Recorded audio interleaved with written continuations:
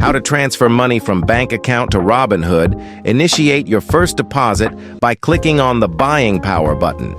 If your account is new, it will likely show $0, and you'll need to click the black Deposit Funds button at the bottom.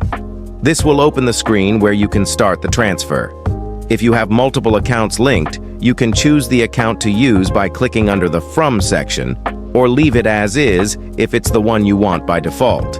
Then, simply enter the amount you want to deposit from your linked bank account into your brokerage account. Once the amount looks good, click on the Review button. On the review screen, you can change the transfer frequency to weekly, twice a month, monthly, or quarterly if you want to set up a recurring deposit. For this example, we'll just do a one-time transfer.